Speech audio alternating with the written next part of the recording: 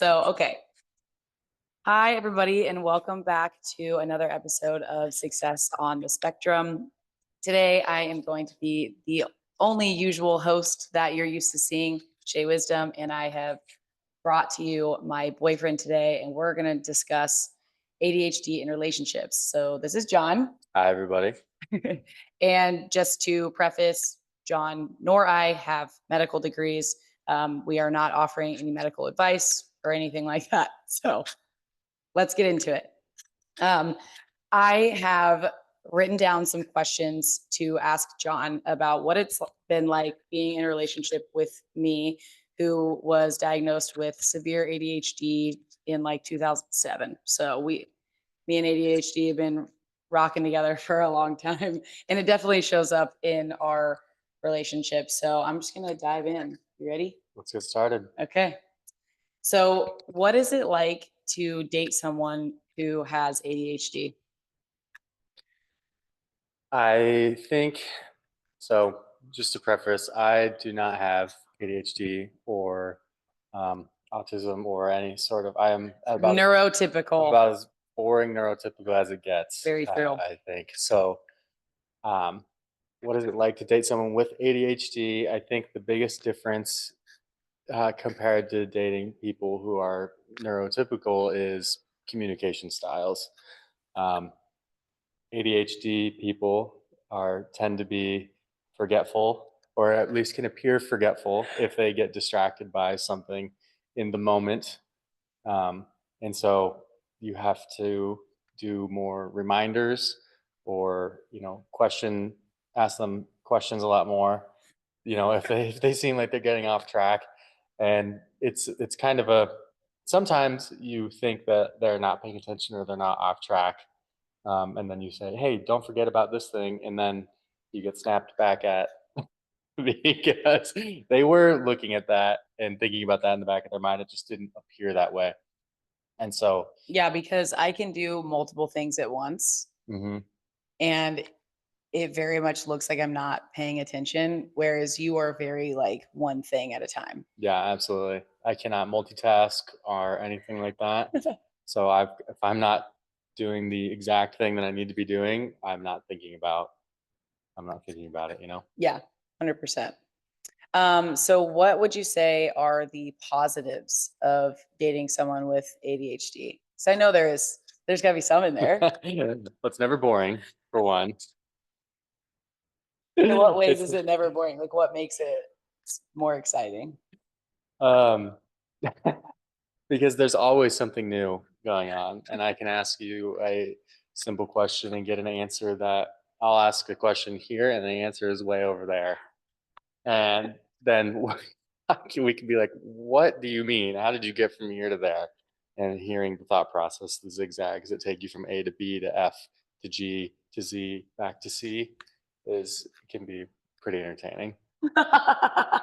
So it's entertaining. It can be. Yeah, no, I can see that because I'm a very like hyperactive person. Yes, the H, Yeah. the H.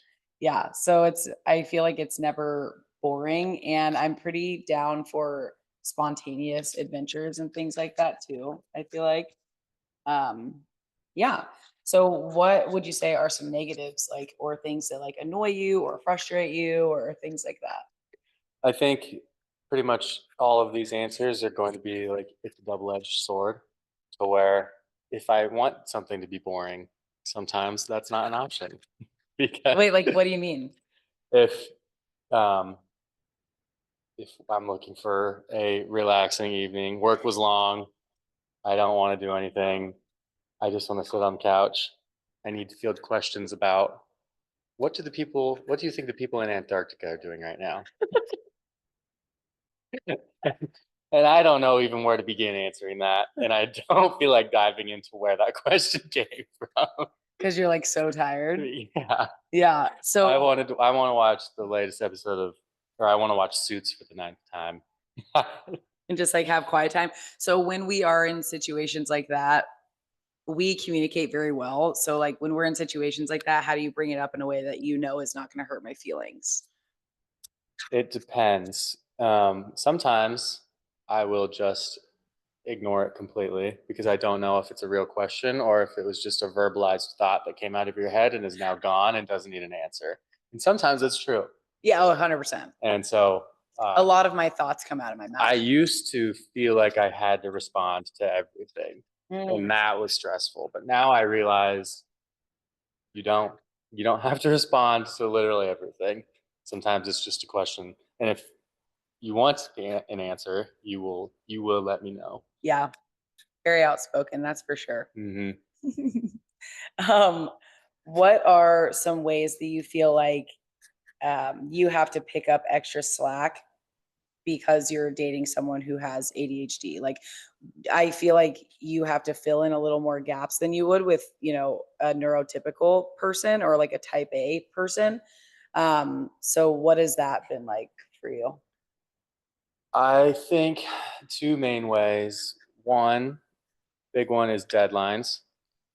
What are those? Deadlines of any kind, returned Amazon packages, getting a new driver's license when you move to a new apartment, which is now 3 years expired.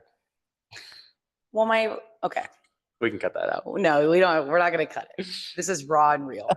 When I first moved to Austin, Texas from Kansas, I ran around with my passport like to the bars everywhere with an expired driver's license from Kansas. And John and I were best friends for 3.5 years before we started dating. So he like witnessed this firsthand. And it took me 3.5 years to get a new driver's license. And now I got a new driver's license when I lived in a different apartment.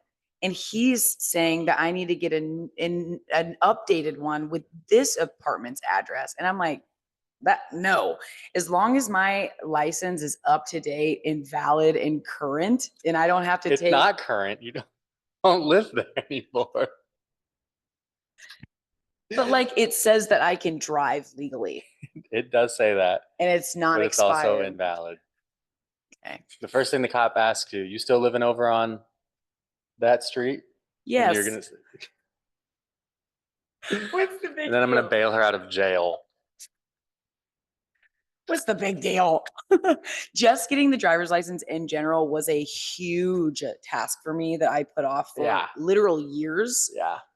And like, it's so crazy because I'll watch it. Like I do things like that. I procrastinate so bad because of my ADHD, and like watching him do things that need to be done, like right when they need to be done is such a wild experience for me. Like when we moved in together, he was like, I turned in my Wi-Fi box and I got my driver's license updated to our new address and did this and did that. And I was like, what?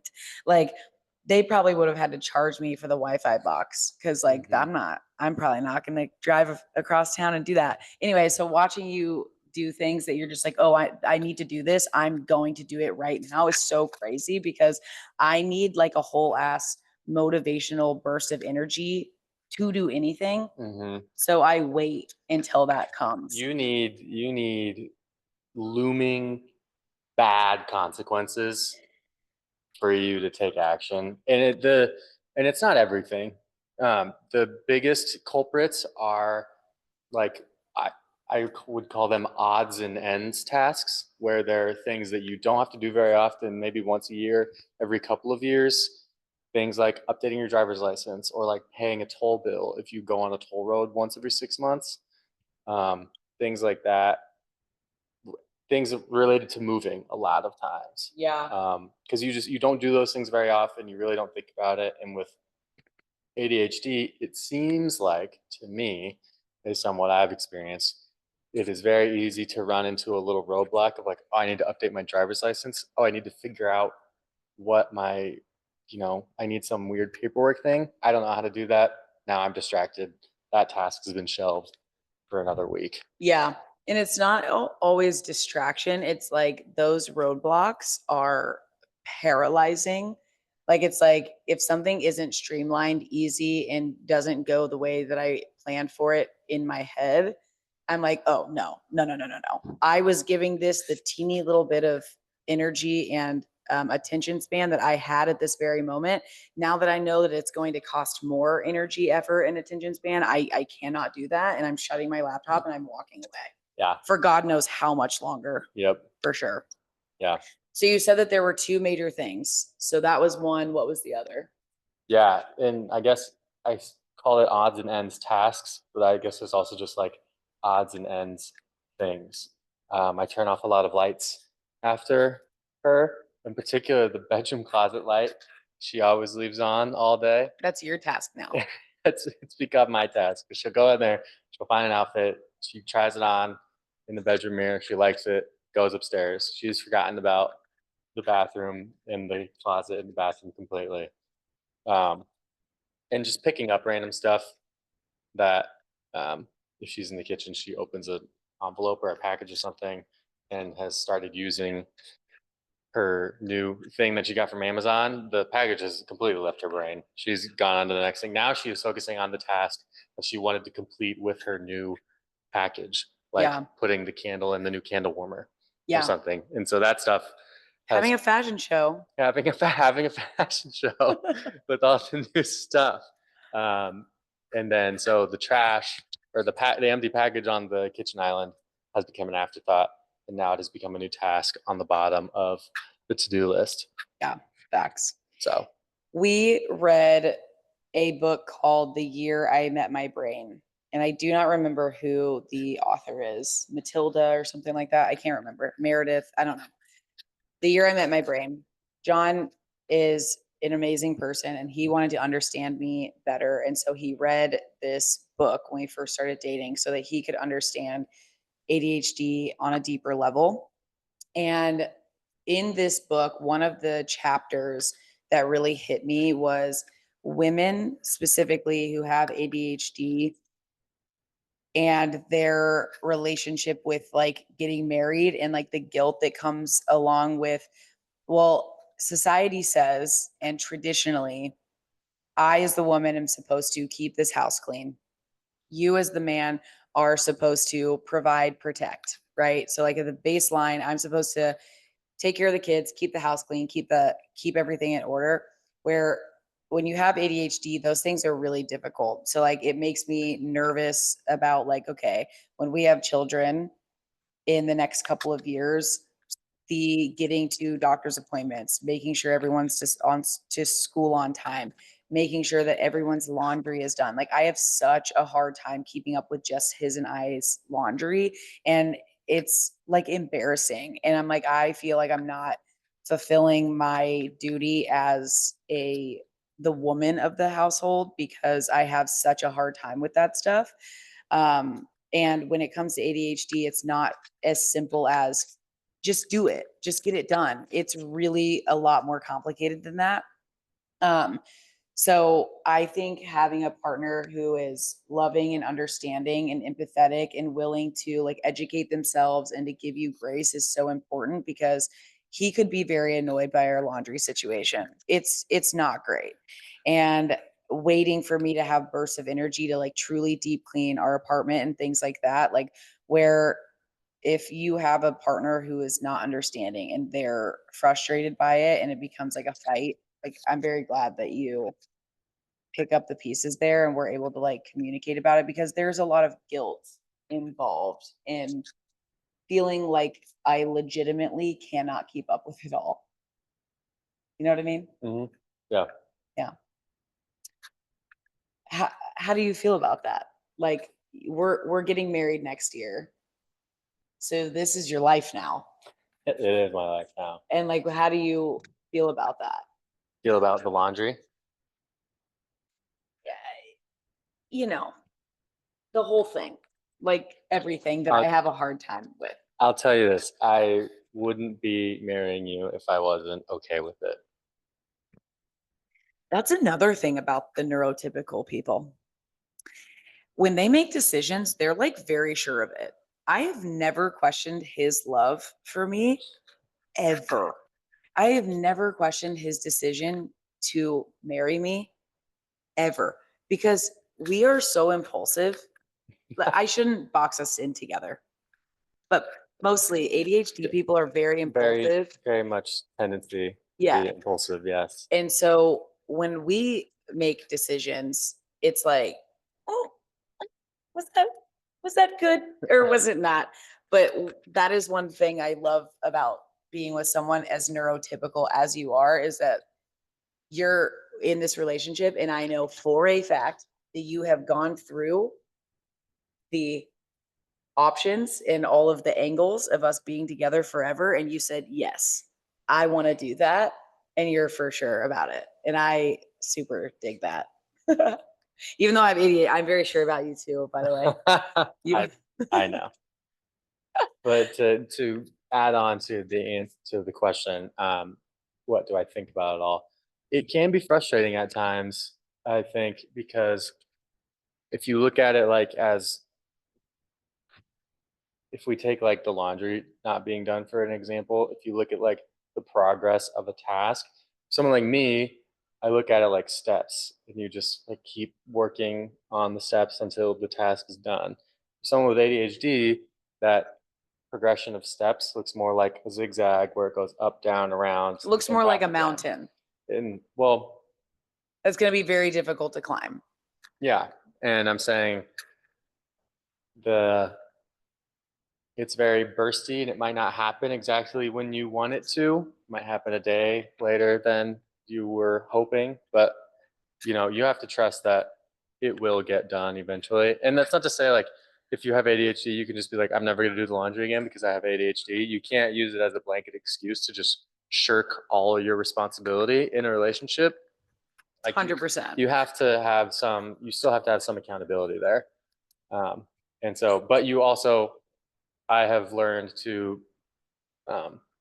be a little bit more patient with what progress looks like with an ADHD person completing a task. Because I'll do it, I'll pick something up, do it until it's done, and then it's done, and I don't have to worry about it. ADHD might be like, okay, I took it out of the washer and I put it in the dryer, and I started the dryer, and then in the morning I'll just put it in the basket, and then later that night I'm gonna fold half of it, and half of it will be done. It still Totally. gets done over the course of 3 or 4 days, and whereas maybe I would have been like, I'm just gonna do it, so I don't have to worry about it anymore. ADHD kind of moves multiple things together, Break it down into all smaller. over the Yeah. So in our relationship specifically, something that I think works really well is you give me so much grace that when you come to me in a respectfully stern way, like, hey, Chey, for real, this needs to be done today, like mailing in like something with taxes or something like that. And you're like, hey, like for real, this needs to be done today. I'm like, okay, got it. And I'll set an alarm on my phone or whatever. If it's something like laundry, doesn't really have a deadline, like whatever, he gives me lots of grace and space to just like get it done. Or like we'll do it together, play some music, whatever. yeah. But I think because you give me that grace, I know when it's like serious, I'm like, okay, I will get it done today. I promise. It can help to sit down, and because sometimes all they need is they know something needs to be done. They feel guilty that it's not done already. Sometimes they just don't know how to start it. And if you can sit down together and just get something started, you don't have to walk them through the whole thing. You can be there for 5 minutes, 10 minutes. The ball is rolling. They will take care of it from there. Yeah. I feel like you may have already answered this, but I'm going to ask it and see if we can dig anything else out of this. Okay. As someone who has primarily dated, actually only dated neurotypical people, what are the major differences that you've noticed having dated someone who's neurodivergent for a year now? I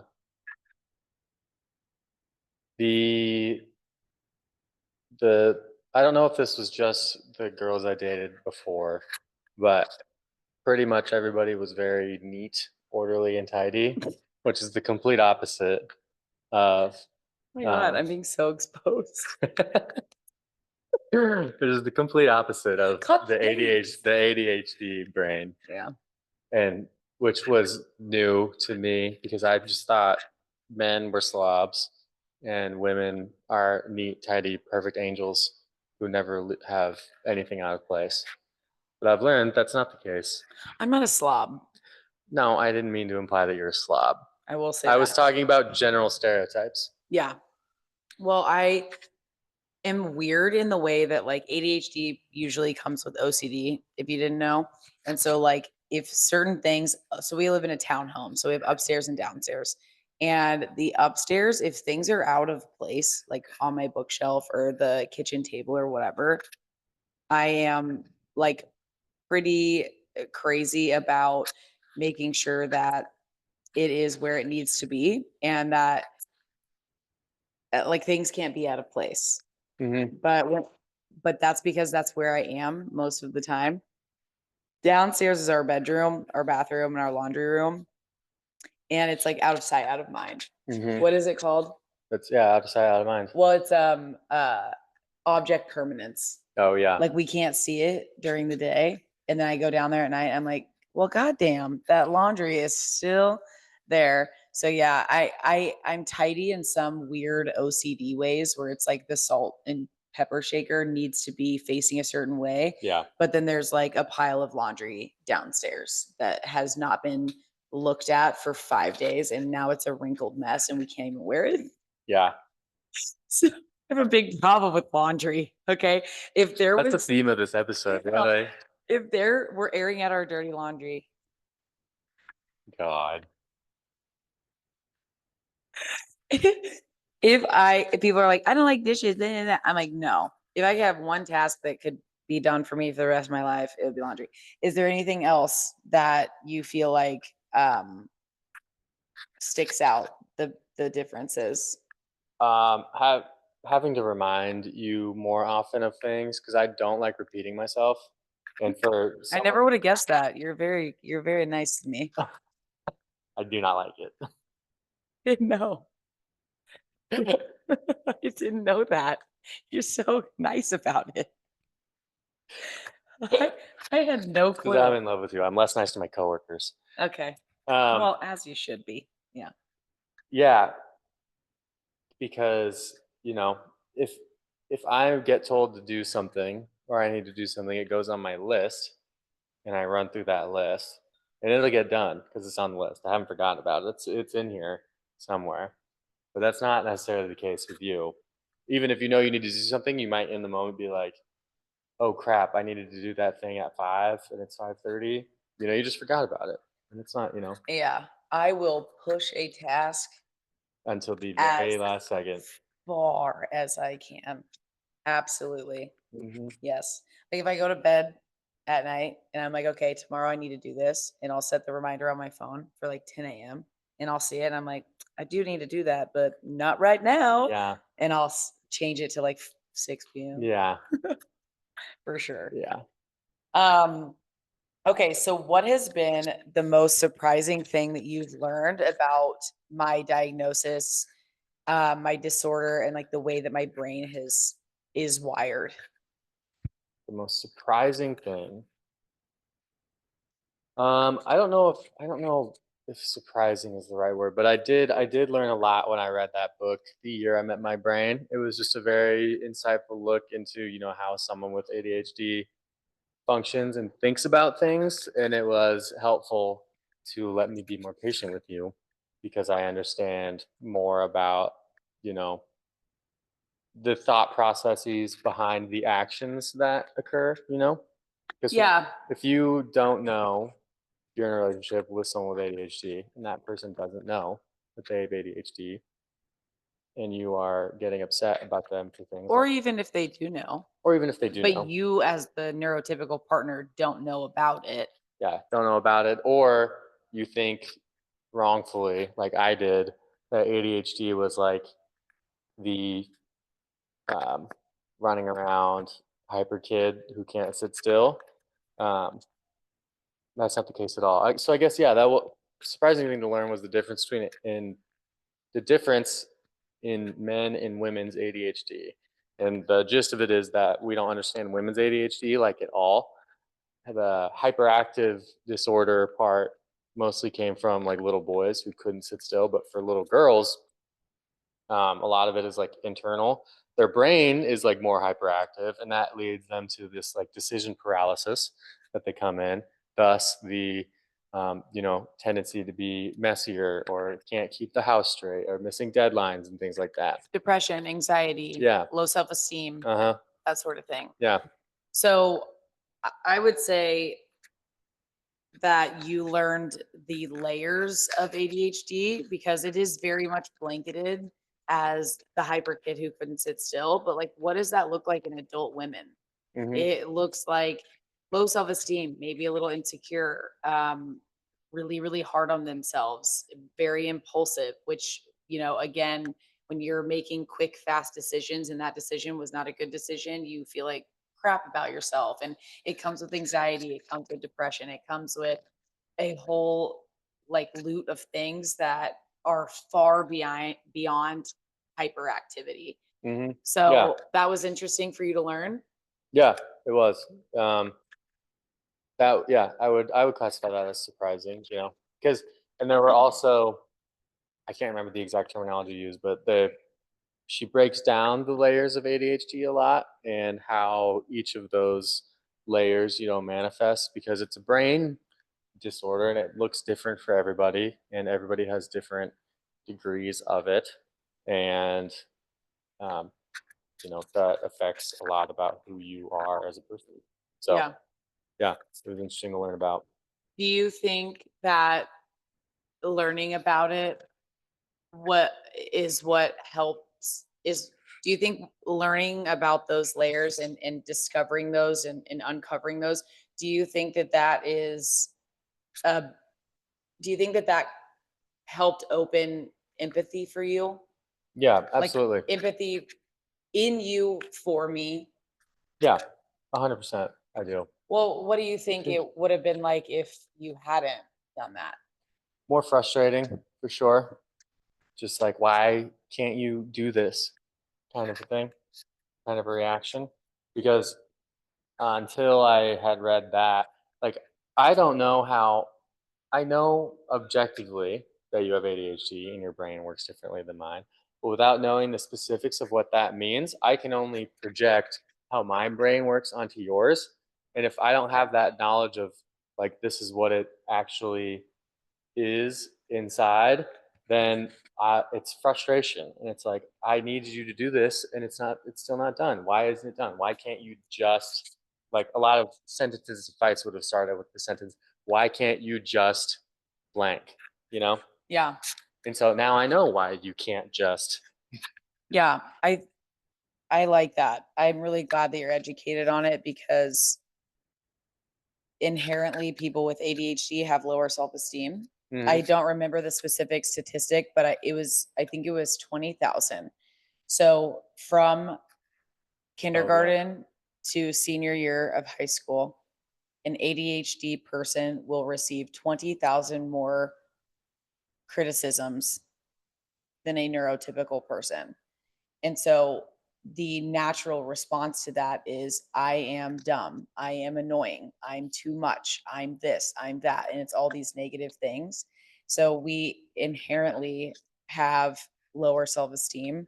And so I've, like, for lack of a better word, preached on this podcast many times that the partner that you choose to be with is really important in general in life.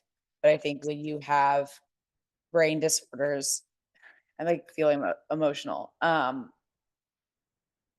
Who the partner that you choose to be with forever is really important because like I need that grace.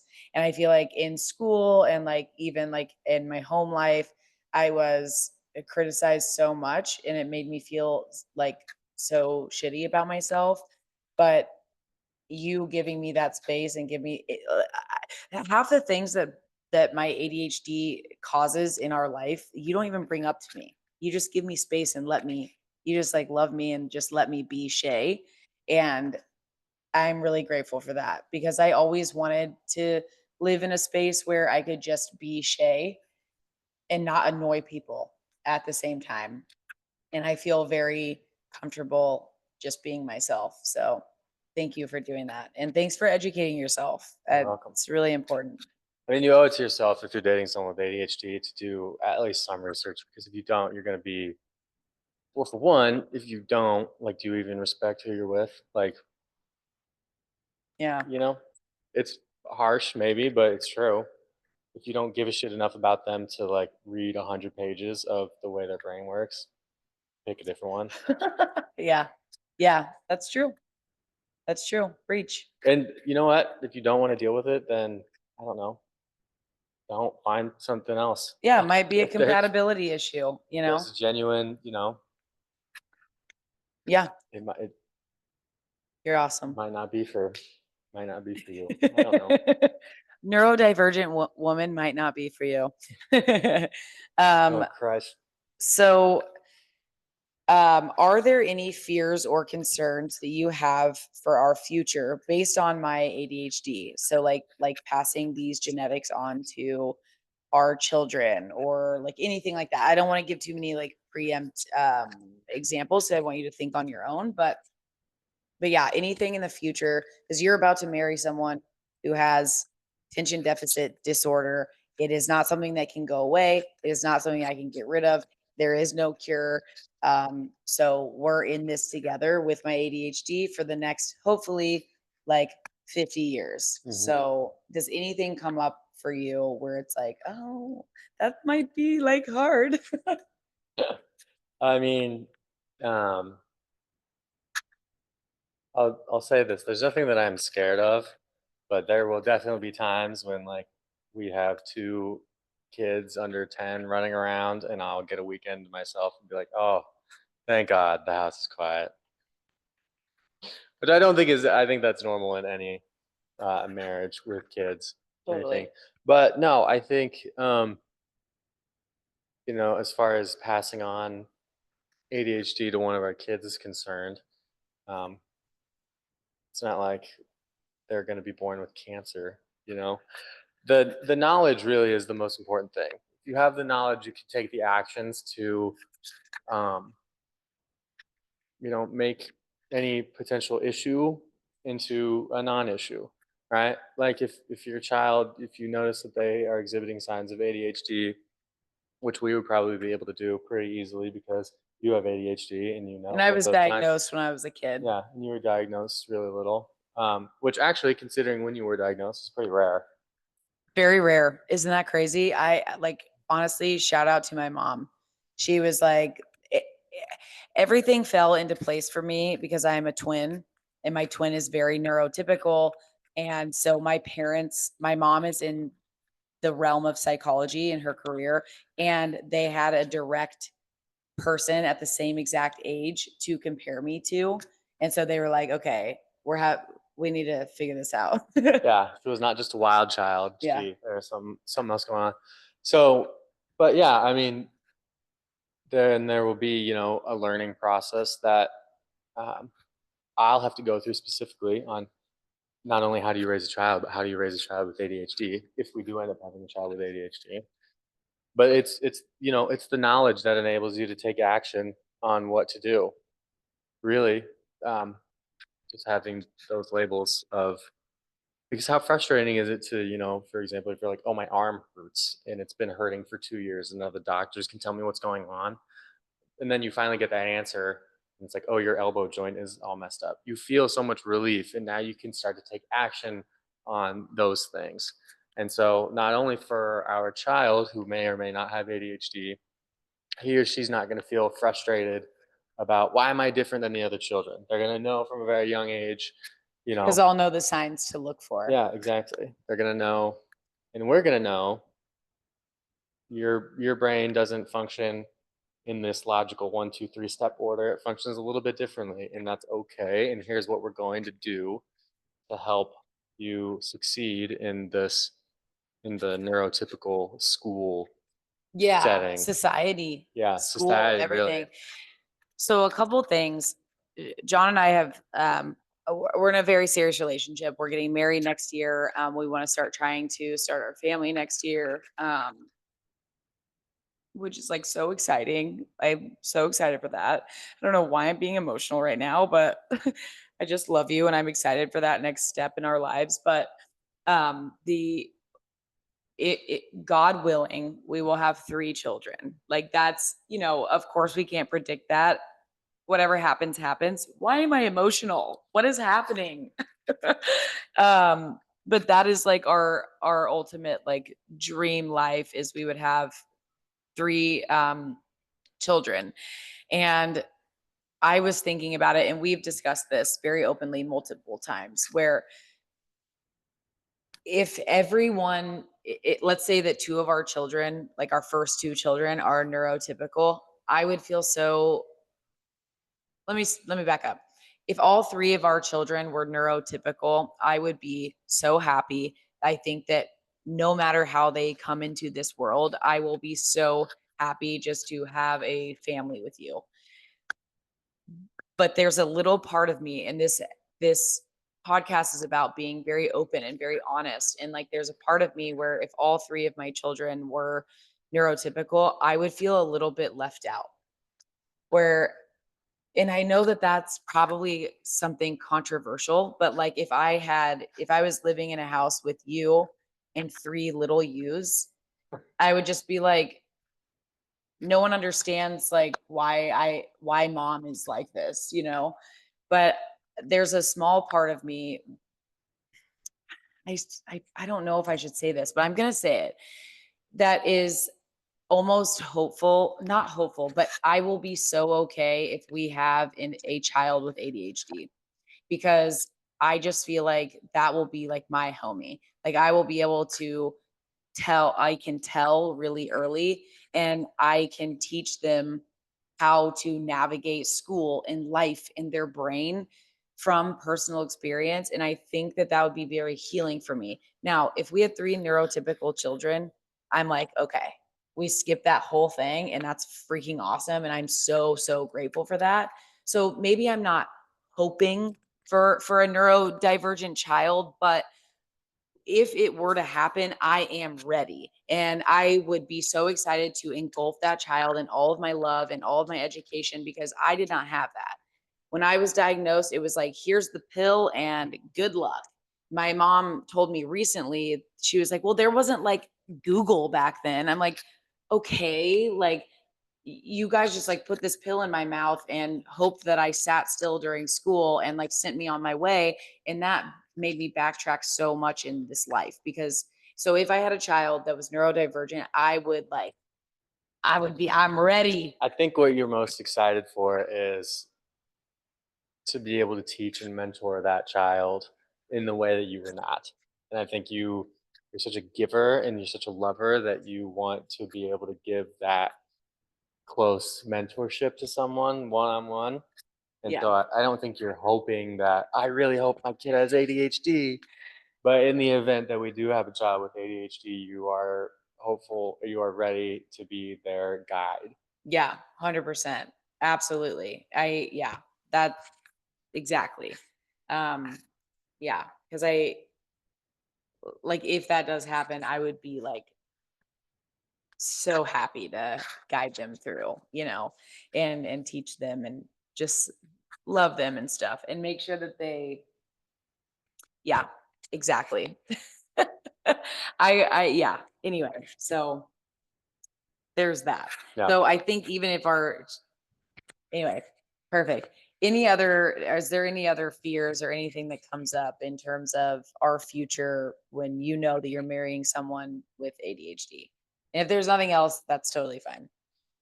No, I don't really have any fears. I'm not like afraid of Oh anything. yeah, true. Um, we're gonna miss a parent teacher conference or two. That's a given. Little Billy might miss the bus one day, Yeah, and there's gonna be frustration and everything, but we're gonna get through it. things we can get through. So, okay, so we're gonna wrap this up with, what tools do you think are necessary as a neurotypical person dating a neurodivergent person? You need to educate yourself, and I don't just mean like Googling what is ADHD. Like pick up a book, read it. Um, I've done a lot of, um, or I've had to learn like a little bit different communication style. which I'm still learning and learning every single day.